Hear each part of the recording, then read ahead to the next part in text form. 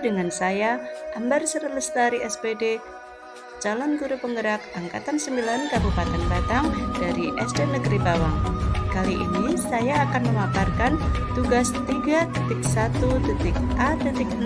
demonstrasi kontekstual pada modul 3.1, yaitu pengambilan keputusan berbasis nilai-nilai kebajikan sebagai pemimpin.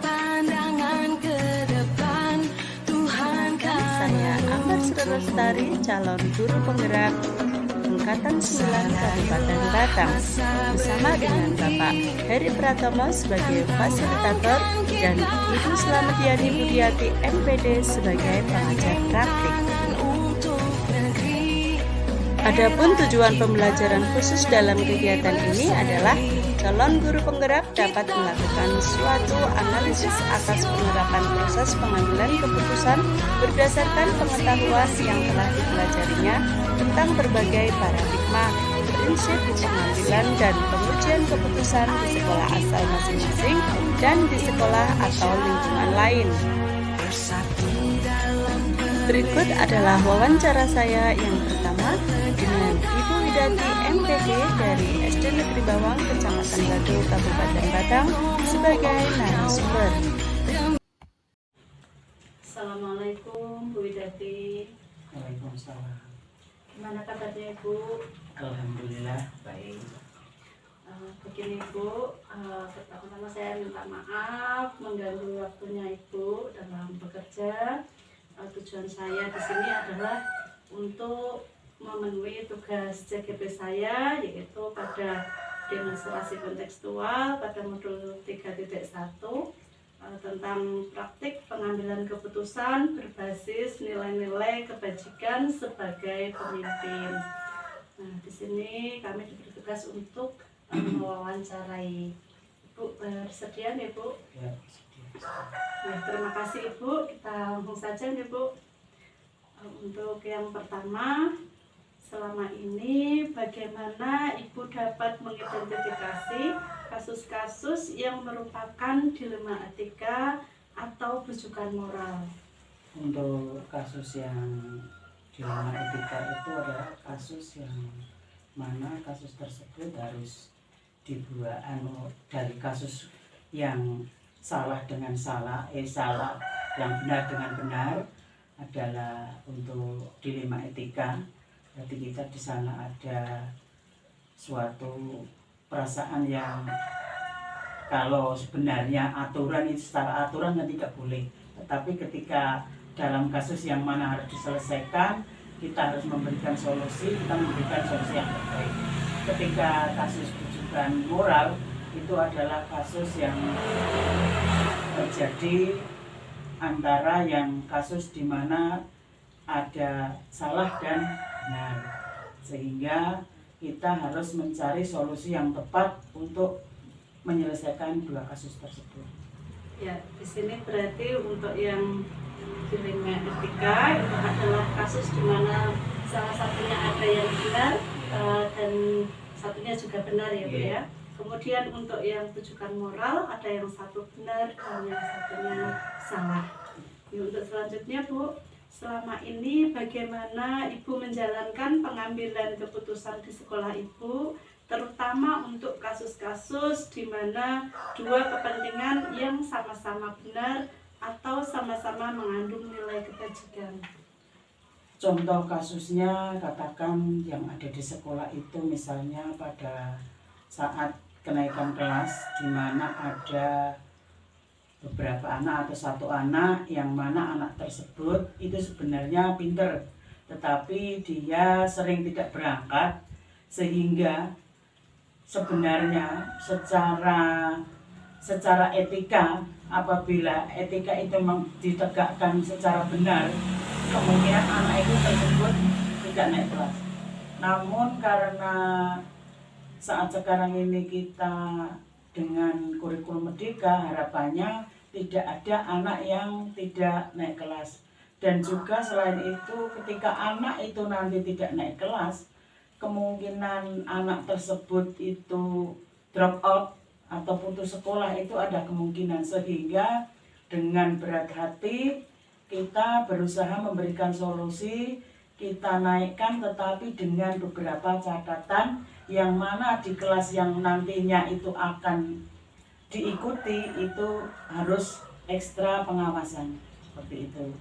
Kalau yang masalah yang tadi bujukan moral, katakan di sekolah itu ada kasus yang mana alumni dari SD kita itu ada yang merusak fasilitas sekolah, sehingga itu memang harus ditegur. Ya walaupun di sana sebenarnya ketika anak itu tidak ditegur, nantinya takutnya ketika ada kasus seperti itu mereka mengulanginya lagi sebagai salah satu katakan efek jerak atau apa. Memang anak tersebut yang mengalami permasalahan itu harus dipanggil. Dan juga kita meminta bantuan kepada Bapak Ibu guru juga yang lain untuk membantu menyelesaikan atau mencari solusi. Tetapi di mana sekolah kita itu kita sebagai suatu instansi harus punya penegakan disiplin. Jadi anak tersebut memang benar-benar harus dipanggil dan diberi tahu. Dan untuk selanjutnya katakan anak tersebut harus berusaha untuk tidak mengulanginya. Jadi ini kalau saya tarik rangkuman dari peristiwa yang Ibu sampaikan, misalnya di sini yang untuk yang kasus sama-sama benar ya Bu ya, di situ adalah anak yang jarang berangkat, tetapi dia pandai dan secara kurikulum merdeka memang sekarang sudah tidak diharapkan tidak ada anak yang tinggal kelas sehingga harus dinaikkan. Namun demikian tetap dengan catatan dan penugasan tambahan katanya Bu ya. Kemudian untuk yang di sisi lain untuk yang rujukan moral, contohnya di situ ada alumni yang merusak fasilitas sekolah sehingga harus ditindak tegas dan ditegur begitu ya, biar jerak ataupun tidak terulang lagi. Ibu untuk selanjutnya Bu, ini langkah-langkah atau prosedur seperti apa yang biasa Ibu lakukan selama ini? Kalau untuk langkah-langkah tentunya kita di sekolah itu dalam menyikapi suatu permasalahan kita identifikasi dulu, kita cari permasalahan. Permasalahan itu terkait antara siswa ataupun siswa dengan siswa, kemudian ataukah siswa dengan guru, seperti itu, sehingga kita cari identifikasi, kita cari permasalahan tersebut, baik itu intrinsik maupun ekstrinsik. Nah, jadi nanti ketika permasalahan itu kita sudah temukan, kemudian kita melakukan pendekatan. Pendekatan itu anak tersebut atau yang bermasalah itu kita panggil untuk kita berkomunikasi. Kita tanya mengapa terjadi permasalahan itu, kemudian ketika permasalahan itu dapat kita selesaikan, misalnya katakan permasalahan itu tidak begitu berat, kemungkinan saya juga bisa memutuskan sendiri. Namun ketika permasalahan itu kok menyangkut orang banyak, tentunya saya meminta kepada Bapak dan Ibu guru untuk membantu menyelesaikan atau mencari solusi yang tepat untuk permasalahan tersebut. Jadi langkahnya adalah mengidentifikasi, kemudian mencari penyebab, pendekatan, terus kemudian mencari solusinya dengan berkolaborasi dengan Dewan Guru, bisa seperti itu. Berarti di sini mengutamakan musyawarah ya Bu ya untuk menyelesaikan masalahnya. Untuk yang berikutnya, hal-hal apa yang selama ini Ibu anggap efektif dalam pengambilan keputusan pada kasus-kasus dilema etika? Kalau menurut saya ya seperti tadi yang saya katakan, bahwa langkah efektifnya itu tadi adalah mengidentifikasi kemudian dengan mencari penyebabnya, kemudian melakukan pendekatan, dan yang selanjutnya mencari solusi dengan berkolaborasi apabila permasalahan tersebut itu memang memerlukan pemikiran yang mendalam. Kita berkolaborasi dengan guru atau dewan guru, ataupun kita menghadirkan orang tua siswa untuk mencari solusi yang tepat agar kita dapat bijaksana dalam menyelesaikan suatu permasalahan tersebut. Ya, di sini berarti Ibu urutannya adalah yang pertama identifikasi, kemudian mencari penyebab permasalahan, kemudian mengadakan pendekatan kepada orang yang terlibat kasus itu, Ibu. Kemudian mencari solusi apabila permasalahan itu menyangkut orang banyak, maka diperlukan kolaborasi baik dengan dewan guru, orang tua maupun orang-orang yang bisa dipercaya nih Bu nih, sebagai narasumber mungkin ya untuk pendampingannya. Kemudian untuk yang selanjutnya Bu, hal-hal apa saja yang selama ini merupakan tantangan dalam pengambilan keputusan pada kasus-kasus dilema etika? Tantangannya apabila itu terjadi dengan yang pertama, itu kita dalam menyelesaikannya itu memang harus melibatkan beberapa. Jadi ketika kita itu terjadi permasalahan yang contohnya yang tadi dikatakan tantangannya, jadi kita harus bisa mencari solusi yang tepat dan kita harus berkolaborasi untuk menyelesaikan kasus tersebut dengan orang-orang yang berkompeten. Katakan sekolah misalnya itu terlalu berat, bisa jadi kita dapat menghadirkan dari kepala desa atau perangkat desa ataupun dari polsek kalau memang itu terkait dengan kasusnya sudah terlalu berat. Namun apabila kasusnya masih ringan seperti itu, karena tantangan kita di masyarakat itu tentunya kita dinilai bagaimana sekolah itu menyelesaikan kasus-kasus yang ada itu, bagaimana efektifnya bagaimana. Jadi tidak akan menyebabkan terjadinya belat sebelah atau seperti apa.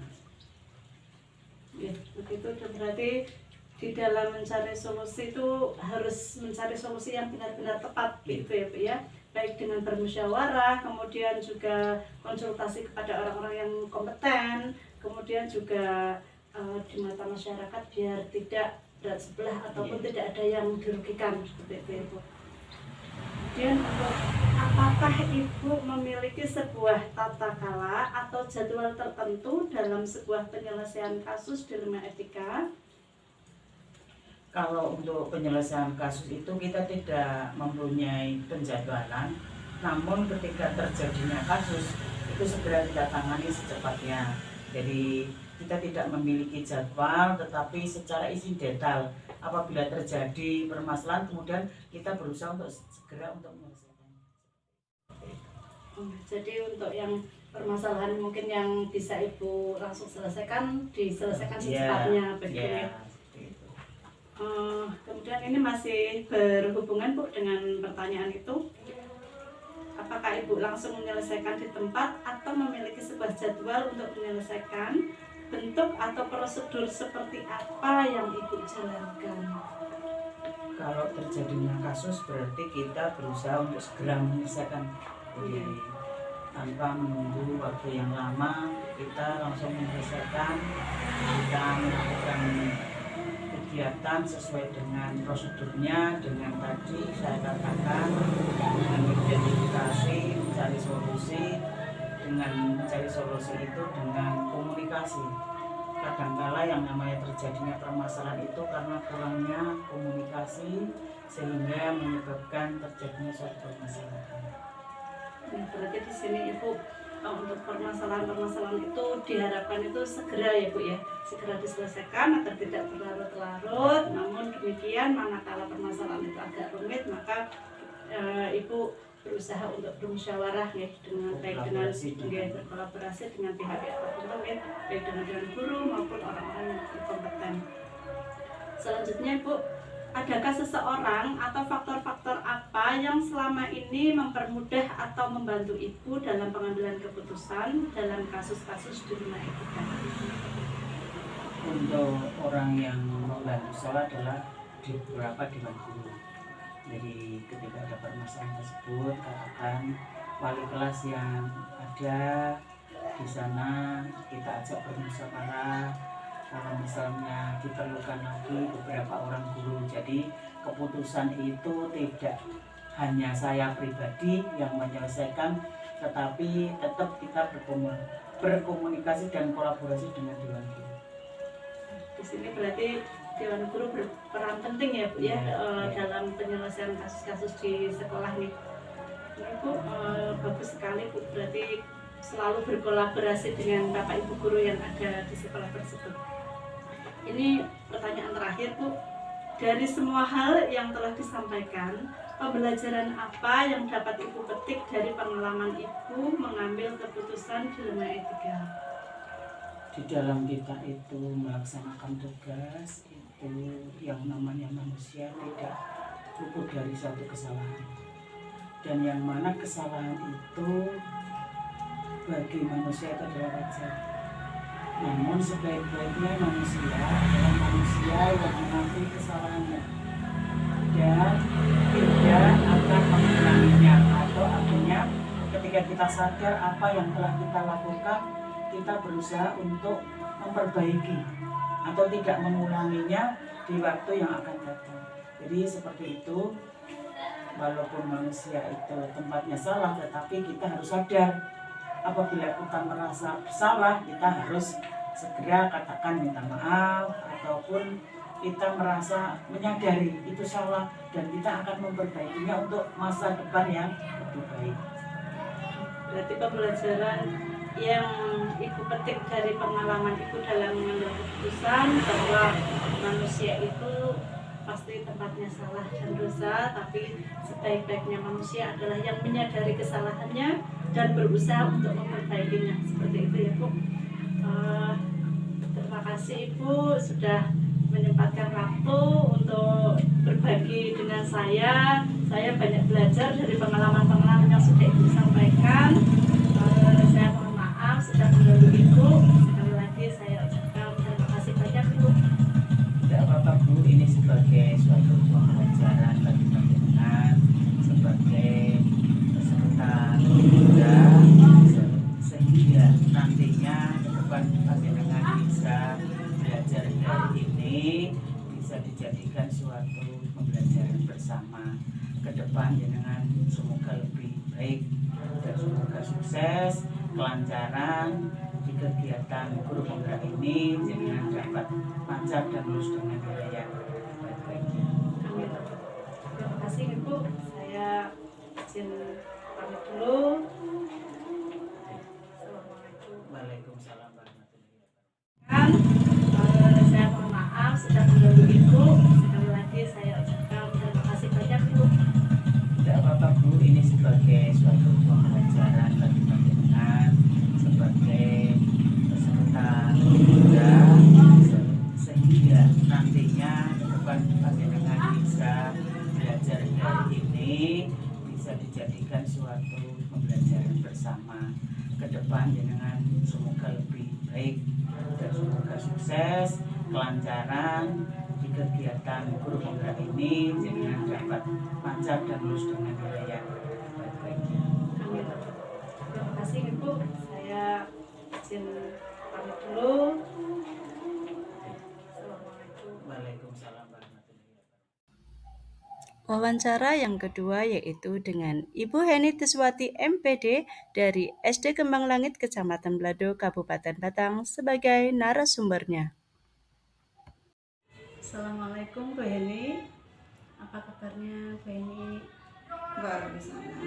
Alhamdulillah kabar hari ini baik, sehat, sehingga kita bisa bertemu muka dalam keadaan sehat. Bu Heni, sebelumnya Ini saya minta maaf karena mengganggu waktunya Bu Heni nggih. Begini Bu Heni, sebelumnya saya mau minta waktu pada Bu Heni untuk menyelesaikan tugas CGP saya yang berkaitan dengan wawancara terkait dengan pengambilan keputusan sebagai pemimpin. Ibu sakit nggih Bu nggih? Nggih, saged. Nggih Bu, kita mulai saja Bu. Untuk pertanyaan yang pertama, selama ini bagaimana Ibu dapat mengidentifikasi kasus-kasus yang merupakan dilema etika atau bujukan moral? Ya, dalam mengidentifikasi kasus dalam etika dilema etika atau bujukan moral, yang pertama-tama kita harus benar-benar memperhatikan atau melihat masalah tersebut tentang risiko yang ada atau pengaruh-pengaruh yang ada yang diakibatkan oleh kasus-kasus tersebut. Ya, jadi melihat latar belakangnya terlebih dahulu ya Bu ya. Ya Bu, selama ini bagaimana Ibu menjalankan keputusan di sekolah Ibu, terutama untuk kasus-kasus di mana ada dua kepentingan yang sama-sama benar atau sama-sama mengandung nilai kebajikan Bu? Yang pertama-tama kita harus berpegang teguh kepada pada nilai-nilai kebaikan dan juga kebenaran di lingkungan satuan pelajaran, di lingkungan satuan pendidikan. Ya, jadi berpegang teguh pada nilai-nilai kebenaran ya Bu ya. Untuk selanjutnya Bu, bagaimana langkah-langkah atau prosedur seperti apa yang biasa Ibu lakukan selama ini? Langkah-langkah yang kami ambil yang pertama-tama yaitu mengidentifikasi permasalahan tentang dilema etika tersebut, kemudian membuat daftar-daftar fakta yang ada dalam dilema etika tersebut. Kemudian kita yang ketiga mengidentifikasi pihak-pihak mana yang akan dilibatkan. Kemudian kita yang keempat, kita memilih kasus mana yang akan kita ambil keputusannya atau kasus masalah apa yang akan kita putuskan. Kemudian mencari hal-hal apa yang harus dilakukan di dalam pengambilan keputusan tersebut. Begitu Bu. Iya Bu. Baik, jadi kalau bisa saya rangkum ya Bu ya. Di sini yang pertama langkah-langkahnya adalah mengidentifikasi dari dilema etika tersebut, kemudian mengumpulkan fakta-fakta, kemudian mengidentifikasi siapa saja yang terlibat, kemudian menentukan langkah-langkah solusi ya Bu ya, dan mencari hal-hal yang bisa yang akan dilakukan untuk keputusan. Iya, mengambil keputusan itu ya Bu ya. Nah, untuk berikutnya Bu, hal-hal apa saja yang selama ini Ibu anggap efektif dalam mengambil keputusan pada kasus-kasus dilema etika tersebut Bu? Hal yang kami anggap efektif dalam pengambilan keputusan tersebut yaitu yang pertama, mengenali nilai-nilai yang saling bertentangan di dalam dilema etika tersebut. Kemudian menentukan tadi siapa yang terlibat. Kemudian mengumpulkan fakta-fakta yang relevan untuk pengambilan keputusan tersebut. Kemudian yang selanjutnya kita membuat keputusan. Kemudian yang terakhir kita melihat lagi keputusan yang sudah kita ambil dan untuk melakukan refleksi. Begitu. Ya, jadi dari langkah-langkah yang sudah Ibu ambil, langkah-langkah yang efektif adalah yang pertama, mengenali nilai-nilai yang saling bertentangan dalam dilema etika itu, kemudian menentukan siapa saja yang terlibat, menentukan fakta-fakta yang ada, kemudian membuat keputusan dan melakukan refleksi terhadap keputusan tersebut ya Bu ya.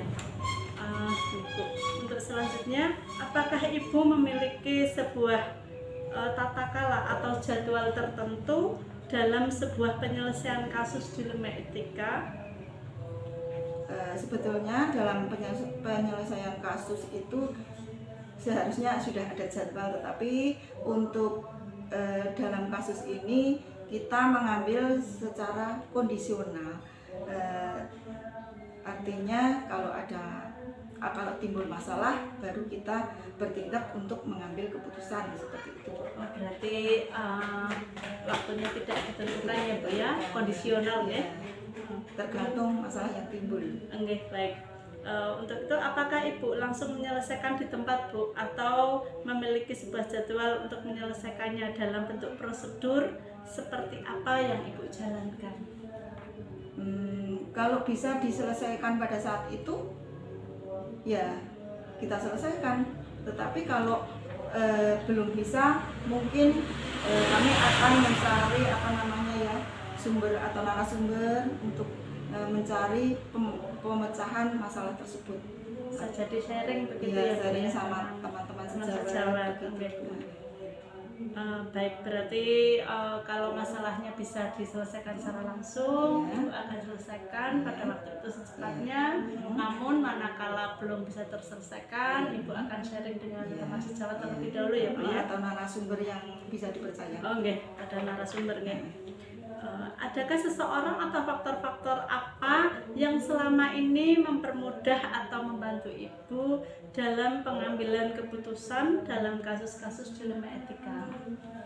Dalam pengambilan keputusan tentang kasus-kasus tersebut, kami bekerja tidak sendirian Bu, karena kami di sekolah punya rekan kerja atau teman sejawat yang bisa kita ajak berdiskusi bersama untuk menyelesaikan masalah yang kami hadapi begitu. Ya, luar biasa Ibu, berarti Ibu selalu bermusyawarah ya Bu ya, Iya. dengan rekan sejawat ataupun rekan kerja di lingkungan kerja Ibu nih, untuk menyelesaikan masalah-masalah tersebut ya. Karena ini kan kepentingan bersama, kepentingan satuan pendidikan. Berarti kan bukan kepentingan kepala sekolah, tetapi kerjasama yang ada antara di dalam sekolah tersebut. Ya Ibu, sangat bagus sekali Bu kerjasamanya. Kemudian adakah dari semua hal yang telah disampaikan Ibu, pembelajaran apa yang dapat Ibu petik dari pengalaman Ibu mengambil keputusan dilema etika? Dalam pengambilan keputusan ya, kita harus berhati-hati dalam bertindak. Kita pertimbangkan baik buruknya, kelebihan dan kelemahannya, agar nanti tidak terjadi setelah keputusan itu diambil terjadi sesuatu yang tidak kita inginkan. Berarti penuh pertimbangan ya Bu ya dalam mengambil keputusan, apalagi masalah-masalah yang besar nih Bu ya. Ya baik Ibu, terima kasih sekali Ibu sudah menjawab pertanyaan-pertanyaan dari saya. Saya juga terima kasih atas waktu Ibu yang meluangkan waktu untuk saya melakukan tugas wawancara ini Bu. Saya mohon maaf sudah mengganggu Ibu. Terima kasih ya Bu ya. Saya juga mengucapkan terima kasih, tapi saya juga minta maaf apabila nanti di dalam saya menjawab pertanyaan-pertanyaan dari Ibu kurang pas atau kurang berkenan di hati Ibu. Ibu, terima kasih waktunya. Kalau begitu saya mohon pamit. Assalamualaikum warahmatullahi wabarakatuh. Waalaikumsalam warahmatullahi wabarakatuh. Saya minta maaf barangkali tadi di dalam menjawab pertanyaan-pertanyaan dari Ibu kurang pas dengan yang diharapkan atau kurang berkenan di hati Ibu. Saya mohon maaf. Doa kami sukses selalu buat Bu Ambar. Semoga bisa melewati proses-proses CGP dengan lancar, kemudian dengan mendapatkan hasil yang baik, dan nanti bisa diterapkan di sekolah panjenengan dan juga sekolah-sekolah yang lain. Amin. Terima kasih Ibu. Kegiatan wawancara yang ketiga yaitu dengan Ibu Worong Legewawati SPD SD dari SD Pesantren Kecamatan Blado, Kabupaten Batang. Berikut kegiatan wawancara kami. Assalamualaikum Bu Woro. Waalaikumsalam Bu Ambar, monggo. Apa kabarnya Bu Woro? Alhamdulillah sehat. Ya, Bu Woro, hari ini saya datang kemari yang pertama untuk silaturahmi dengan Ibu dan rekan-rekan di SD. Kemudian untuk yang kedua berkaitan dengan tugas CGP saya mau meminta waktunya Ibu untuk saya jadikan sebagai narasumber dalam memenuhi tugas saya, yaitu dalam demonstrasi kontekstual pada modul 3.1 saya disuruh untuk wawancara dengan kepala sekolah yang berkaitan dengan pengambilan keputusan berdasarkan nilai-nilai kebijakan sebagai pemimpin. Ibu bisa nih Bu? Nggih, bisa. Nggih. Terima kasih sebelumnya Bu Ambar. Bu Ambar telah mempercayakan saya untuk diwawancarai. Semoga kegiatan ini bisa bermanfaat bagi saya maupun Bu Ambar dan memberikan keberkahan di SD saya maupun pada kegiatannya Bu Ambar. Terima kasih Bu. Sebelumnya nih Bu, kita mulai saja nih Bu nih. Nggih, monggo. Berkaitan dengan pertanyaan yang pertama Bu, selama ini bagaimana Ibu mengidentifikasi kasus-kasus yang merupakan dilema etika atau bujukan moral? Kasus dilema etika, Nggih, Bu. namanya saja dilema. Dilema itu kan suatu kita dihadapkan dua pilihan, dua pilihan, tapi pilihannya itu sulit untuk dipilih. Nah, apalagi ini kalau kasus dilema etika, dua pilihan, tapi pilihannya menurut moral itu benar semua. Tapi kita harus memilih salah satu. Nah, itu berarti juga suatu masalah ya, karena kalau kita tidak cermat, tidak atau gegabah memilihnya, nanti juga akan berdampak ya. Itu dilema etika. Kalau bujukan moral itu jelas benar lawan salah. Jadi benar lawan salah pun kadang orang juga bingung pilih yang kalau idealnya kan milih otomatis yang benar ya. Tapi ada juga kalanya disuruh milih benar atau salah saja juga kesulitan, apalagi ini pilihannya benar dengan benar, seperti itu Bu. Berarti secara ringkasnya adalah menurut Ibu dalam pilihan dilema etika di sini adalah benar melawan benar nih Bu ya. Kemudian untuk yang bujukan moral di situ adalah benar dan melawan salah. Iya. Untuk pertanyaan yang kedua Bu, selama ini bagaimana Ibu menjalankan pengambilan keputusan di sekolah Ibu, terutama untuk kasus-kasus di mana ada dua kepentingan yang sama-sama benar atau sama-sama mengandung nilai kebajikan? Iya. Di sini kan karena itu dilema etika itu suatu masalah, tapi harus kita pilih salah satu karena itu tadi yang sama-sama benar menurut norma-norma sama-sama benar, tapi kita harus memilih salah satu, sehingga perlu pemikiran, perlu pertimbangan yang benar-benar matang Bu. Seperti sebagai contoh seperti ini, di sekolah kami juga bukan sekolah kami saja, di sebagian besar sekolah juga pastinya sering terjadi. Misalnya seperti ini maaf saya membuat contoh supaya lebih jelas seperti itu. Guru yang izin untuk tidak masuk sekolah atau berangkatnya siang seperti itu, biasanya dengan alasan anak sakit atau di rumah ada acara. Nah, apa nggih, di satu sisi siswa kan memerlukan guru itu untuk mendapatkan pembelajaran yang layak. Juga di dalam aturan guru harus memenuhi aturan, juga berangkatnya juga diatur, juga harus mengajar siswa tepat waktu. Di sisi lain, guru juga sebagai seorang ibu dan guru juga sebagai anggota masyarakat. Dia juga apa nggih, di situ sebagai seorang ibu kan harus perhatian pada anaknya juga. Nah, kalau kita ada guru yang izin seperti itu, misalnya tidak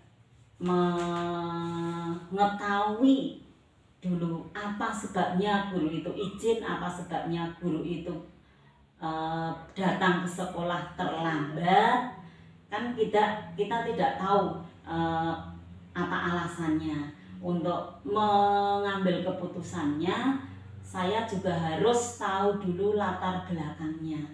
Mengapa guru itu datangnya terlambat? Kita tanya lebih dahulu, tidak semata-mata langsung kita marah-marah dengan alasan datangnya terlambat berarti ini melanggar suatu peraturan sebagai ASN seperti itu nggih. Kita harus tanya lebih dahulu apa alasannya. Nah, setelah guru itu menjelaskan alasannya, kita jadi tahu nggih. Berarti di sini Ibu yang pertama dalam menjalankan pengambilan keputusan itu, yang pertama Ibu harus tahu dulu permasalahannya, kemudian menanyakan alasannya, kemudian baru mempertimbangkan apakah memang alasan itu tepat atau tidak dan perlu diberi izin atau tidak ya. Dari contoh tadi ya, berarti istilahnya perlu dengan pertimbangannya Bu ya, dipertimbangkan terlebih dahulu baru mengambil keputusan ya. Untuk selanjutnya Bu, yang ketiga, langkah-langkah atau prosedur seperti apa yang biasa Ibu lakukan selama ini? Seperti yang telah saya utarakan di depan tadi, langkah-langkah atau prosedur cara mengambil keputusan atau tindakan tentang dilema etika ini. Satu, harus diidentifikasi dulu apa permasalahannya. Yang kedua, kita harus tahu latar belakangnya Mbak. Kita harus tahu alasannya atau latar belakangnya yang melatar belakangi permasalahan itu apa. Setelah kita tahu latar belakangnya, baru kita mengambil suatu keputusan. Dan keputusan itu yang kita ambil intinya apa nggih? Keputusan itu kan di dua pihak tadi nggih, pasti juga ada dampaknya nggih. Kita ambil dampak yang paling kecil. Nah, yang paling kecil dampak yang ditimbulkan. Nah, itu keputusan yang kita ambil, kita pilih dampak yang paling kecil yang ditimbulkan dari permasalahan tersebut, dan kita juga harus memprioritaskan pada anak didik seperti itu. Jadi langkah-langkah yang Ibu ambil adalah yang pertama identifikasi permasalahan, yang kedua kemudian mencari latar belakang ya, latar belakang permasalahannya seperti apa, kemudian mencari solusi ya tadi ya, mencari solusi, kemudian dari solusi-solusi itu diambil keputusan yang sekiranya dampaknya itu paling kecil ya, dampak negatifnya paling kecil, kemudian sebisa mungkin yang berpihak pada murid tadi ya, jangan merugikan pihak tertentu ya.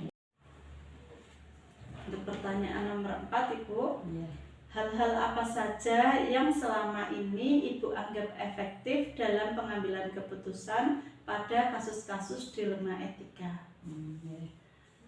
Hal-hal yang efektif nggih. Saya kira itu apabila dalam kasus itu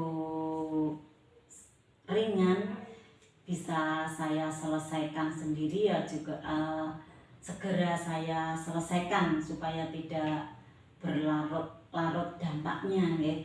Tapi kalau ada kasus yang sekiranya perlu musyawarah dengan teman-teman atau dengan unsur-unsur lain, saya juga akan menempuh dengan cara musyawarah dulu atau rembugan ya dengan teman-teman, baik juga kadang melibatkan unsur komite sekolah. Dan apabila itu belum bisa mengatasi, kita juga ada instansi yang lebih di atasnya ya. Saya selalu bermusyawarah kepada pengawas sekolah, juga korwil kecamatan seperti itu. Berarti ini untuk langkah-langkah yang dianggap efektif ya Bu ya. Yang pertama adalah jika masalah itu ringan, maka itu akan segera menyelesaikan ya, karena biar tidak berlarut-larut nih Bu. Kemudian manakala masalah itu kok butuh pemikiran dan musyawarah, maka ibu akan bermusyawarah yang pertama dengan rekan guru, mungkin juga melibatkan komite, mungkin juga pada yang lebih tinggi yaitu pengawas ataupun korwil. Ini Bu, untuk yang pertanyaan kelima Ibu, hal-hal apa yang selama ini merupakan tantangan dalam pengambilan keputusan pada kasus-kasus dilema etika? Yang saya pernah hadapi Bu ya, kadang regulasi yang ada itu bertentangan di kami yang ada di yang paling bawah lah, yang langsung bersinggungan dengan para murid dan masyarakat atau orang tua murid nggih. Contohnya seperti ini, ada edaran atau regulasi bahwa tidak dibolehkan untuk mengangkat guru wiyata bakti. Nah, padahal di sekolah kami kekurangan guru, kalau saya berpedoman mutlak atau saklek pada aturan tersebut, kan berdampak tidak baik pada anak didik kami. Nah, ini kan suatu pertentangan dengan demikian saya juga harus ekstra membutuhkan ekstra pemikiran yang lebih dalam untuk kami berani atau tidak untuk mengangkat guru wiyata bakti. Kalau kita berani nanti bertentangan dengan Berarti di sini tantangannya adalah pada saat regulasi yang ada itu bertentangan dengan kondisi real di sekolah itu ya. Ibu, berarti Ibu solusinya adalah yang pertama mungkin bermusyawarah dengan rekan guru, juga tadi melibatkan komite, kemudian juga konsultasi kepada dinas terkait dengan pengawas ya. Ya, karena untuk regulasi itu biasanya kita tetap konsultasi ke atasan ya. Bu, selanjutnya Bu, untuk pertanyaan yang ke-6 Bu. Apakah Ibu memiliki sebuah tata cara atau jadwal tertentu dalam penyelesaian kasus dilema etika? Apakah Ibu langsung menyelesaikannya di tempat atau memiliki sebuah jadwal untuk menyelesaikannya? Bentuk atau prosedur seperti apa yang Ibu jalankan? Kalau jadwal di sekolah kami tidak membuat untuk masalah ini terkait dengan dilema etika. Kalau saya kira kalau dibuatkan jadwal, kalau masalahnya bisa segera diselesaikan ya diselesaikan. Kalau ya semua masalah harus segera diselesaikan kalau kami tidak belum mampu menyelesaikan, yaitu tadi melalui proses supaya tidak dalam pengambilan keputusan itu tidak gegabah seperti itu. Berhati-hati Iya, Ibu. hati-hati. Ya, berarti di sini Ibu untuk jadwal tidak membuat secara pasti Ibu, Iya, karena iya. menyesuaikan permasalahan yang Iya, ada iya, ya, iya. incidental istilahnya Bu ya. Iya. Jika masalah itu ada dan bisa diselesaikan dengan secepatnya, maka akan diselesaikan secepatnya. Namun manakala butuh pemusyawarah atau pertimbangan lain, mungkin menyesuaikan Ibu ya. Ini Bu, untuk pertanyaan yang ketujuh Ibu, adakah seseorang atau faktor-faktor apa yang selama ini mempermudah atau membantu Ibu dalam pengambilan keputusan dalam kasus-kasus dilema etika? Faktor-faktor tentunya banyak Mbak, ya, karena kasus itu macam-macam tingkat kesulitannya ya. Jadi kami juga membutuhkan sumbang saran dari teman-teman ya. Jadi yang kita butuhkan juga dari teman-teman guru. Kita tidak boleh menganggap maupun teman guru itu senior maupun yang junior pun kita tetap minta pertimbangannya ya. Selain itu juga ada komite sekolah, ada tokoh masyarakat ya, juga itu tadi pengawas dan dinas-dinas terkait seperti itu yang bisa Berarti di sini untuk musyawarah untuk Musyawarah, mengambil suatu keputusan supaya lebih tepat lah ya.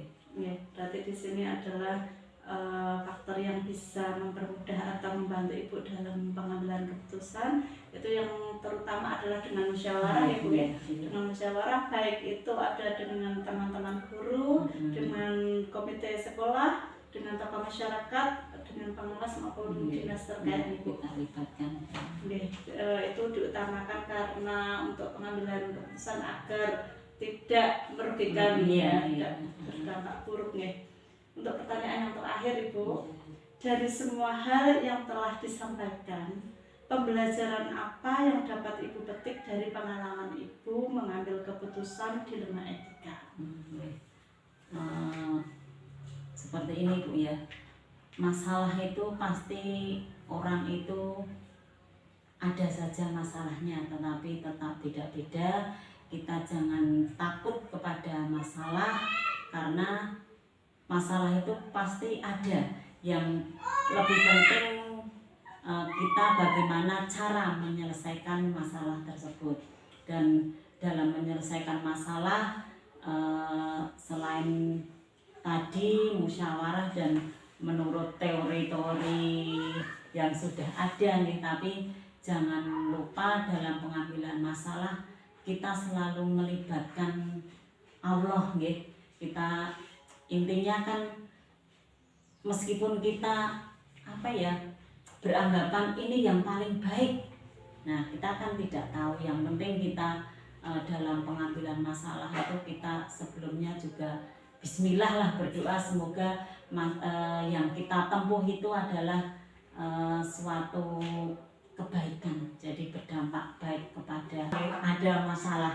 Yang penting kita selesaikan masalah tersebut dan kita melibatkan Allah.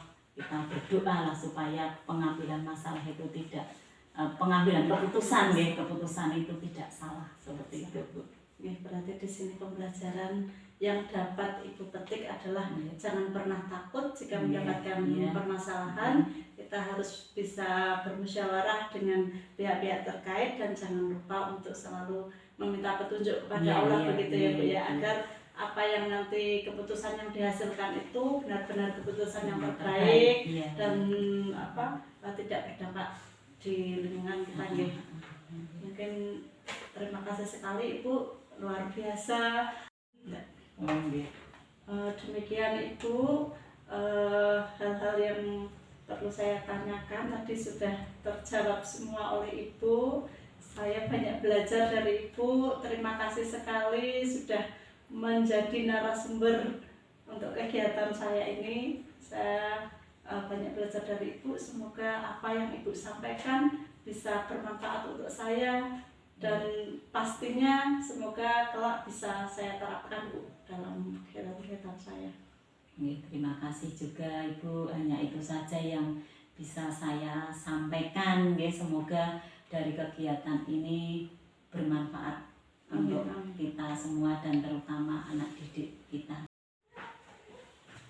Sekali lagi saya ucapkan terima kasih Bu, saya pamit.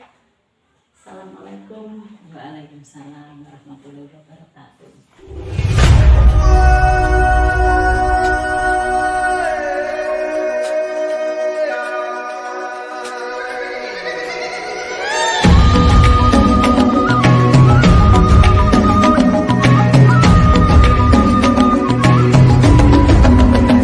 Namun dan bukalah mata